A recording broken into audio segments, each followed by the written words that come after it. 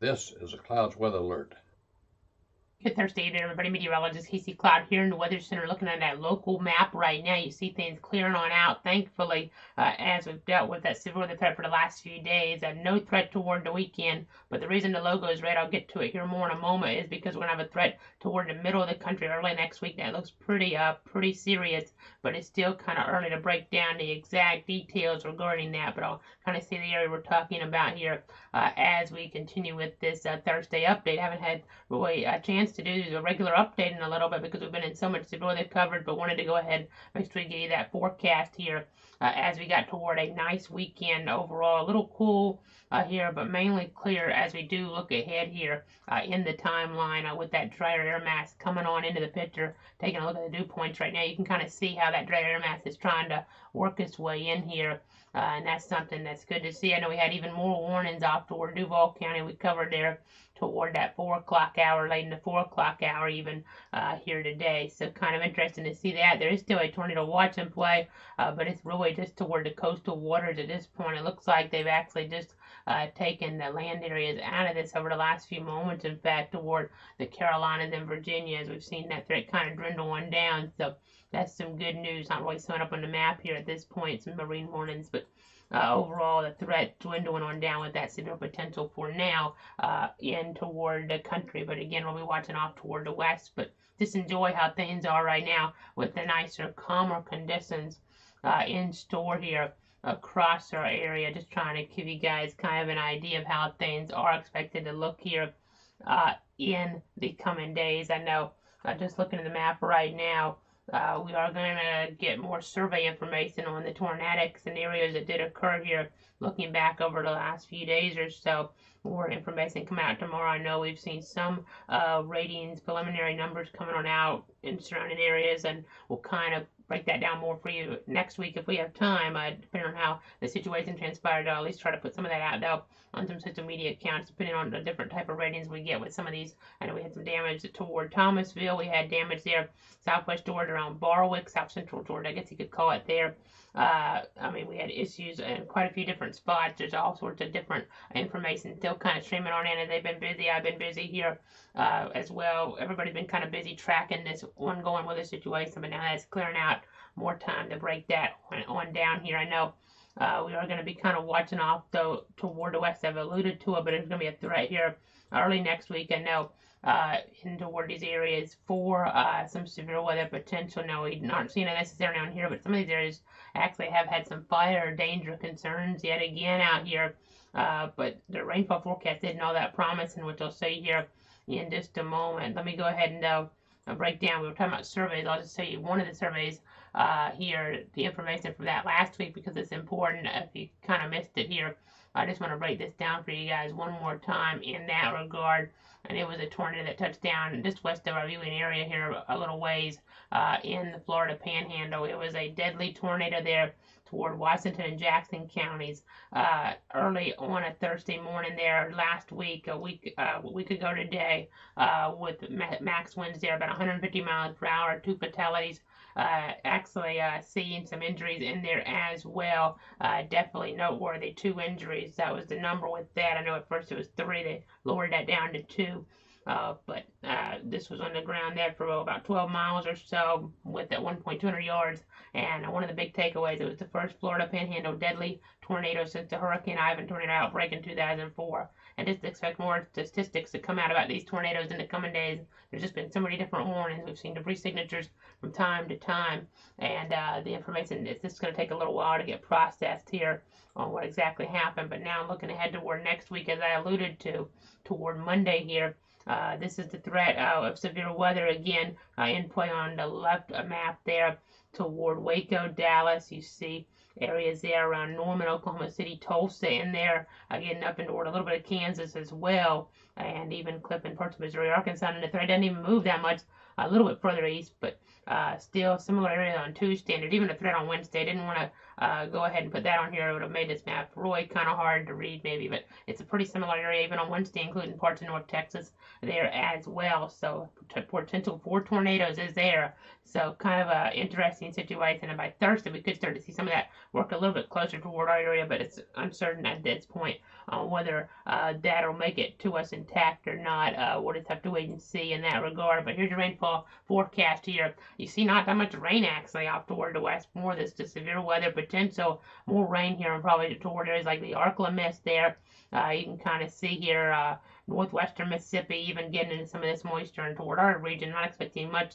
I know some areas up toward Callahan there this morning really picking up a bunch of rain in toward Nassau County. It was definitely noteworthy there for sure as the situation did transpire. In fact, I know I'm looking at some different things right now. Our storm total information is still up here. Sometimes I reset it to the Weather Service, but let me go ahead and pull up that real quick if you guys didn't see that earlier in our severe weather coverage that we've been doing here.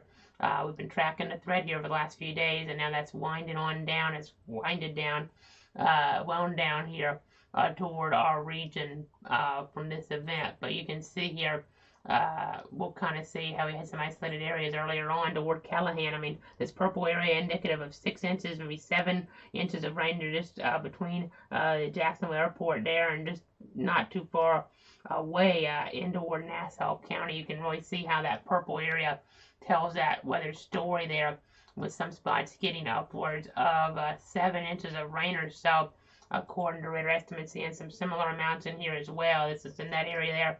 As you get around Ratliff, for instance, this is showing about 7 inches or so there. So kind of telling that weather story indeed. Other spots getting a lot less rain though, about 7/10 of an inch down towards Stark on my rain gauge today. That matches up pretty good here with our radar estimates, in fact. So it was a situation, some areas getting a lot less, areas up toward Valdosta and toward Thomasville, they got quite a bit. It's not going to show if it's good on this radar view per se, because looking a little bit higher up with the totals and everything, quite a bit of rain toward that Florida, Georgia line out there as well. So kind of breaking that all down for you in terms of some of those different estimates here. Again, where you get that red area there toward areas further off in Charlton County, that's indicative of about 4 inches. But again, this purple area, 6+ inches of rain causing some issues earlier on today. But let's go ahead and we'll bounce back on over to the graphics now. We'll continue to watch everything for you, obviously, in terms of different things. But now looking ahead toward that Garnet and Gold Spring game on Saturday. Nicer weather conditions in store. Now, I do have a tiny rain chance here for some right around Saturday, but really not poor this time frame around Tallahassee at Doak Campbell Stadium, Bobby Bowden Field. It's going to be the play-by-play announcer there on the radio's last game, in fact.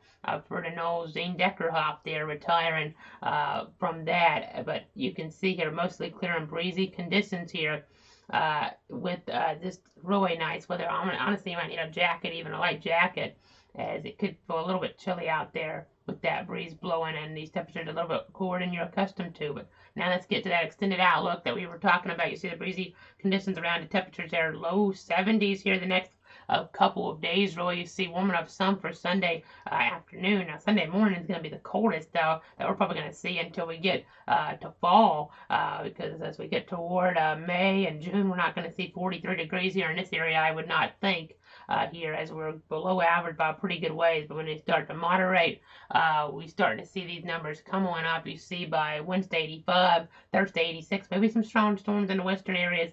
I just put that in there just in case. I know when we were talking about stuff last week with that forecast, we were more focused on the current event, so we didn't want to look too far ahead. We had those pretty high rain chances for events here now.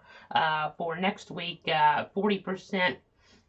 We'll just wait and see how things kind of transpire here with how the accent holds together. Maybe more into Friday or Saturday of next weekend there.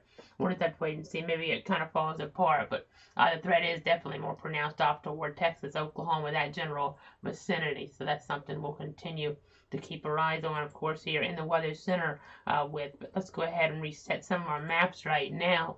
We're going to go ahead and kind of say the overview of the situation once again here on this Thursday evening. Again, looking forward to that weekend there, as you can see, with low average temperatures here, mornings and afternoons for the next few before, again, we start to see that warmer pattern come into view here. So, again, there's your area viewpoint right now. I know, speaking of viewpoints, I'll kind of zoom in. I know a lot of people will be trying to find the right viewpoint for a total solar eclipse 2 years from tomorrow that's going to track across Texas, up through Arkansas, Missouri, and further on up here across the country. And there's actually some snow here in Iowa right now. Minnesota could have some flurries further down as the cooler air comes in now. But 2 years from now, we don't know what the weather will be. But it'll be interesting to track, because tomorrow, on the 8th there of the month, that's going to be a Monday, I do believe.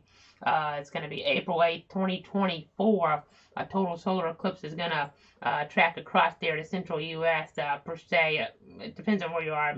I shouldn't say central for everybody, because it's going to be a path. We don't have that up in here, but point is, it's going to be going over areas like southeast Missouri, where they could actually have some snow flurries here tomorrow. So kind of interesting. It'll be interesting to see, because obviously 2 years from now, it'll need to be clear for people to actually be able to really get that full effect of this total solar eclipse. I know I was in South Carolina 2017, got lucky with the clouds breaking around there, and plenty of time for a great view of that. But again, it's kind of interesting to look at. That's down the road, though, as again we continue to watch different things here toward that local area.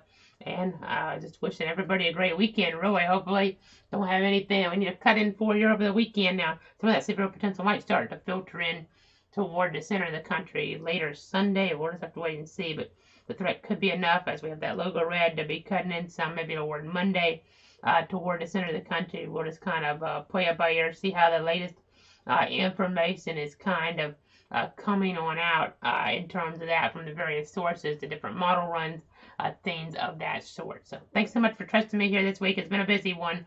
Meteorologist Casey Cloud. Enjoy that weekend. Enjoy things around the region. Spring game in Tallahassee there. I know the spring football will be on as well. I just enjoy it. Clay County Fair in action still. Nicer weather for that for sure out there toward Green Cove Springs. So just enjoy things out there. Thanks so much for tuning in, and make it a great weekend.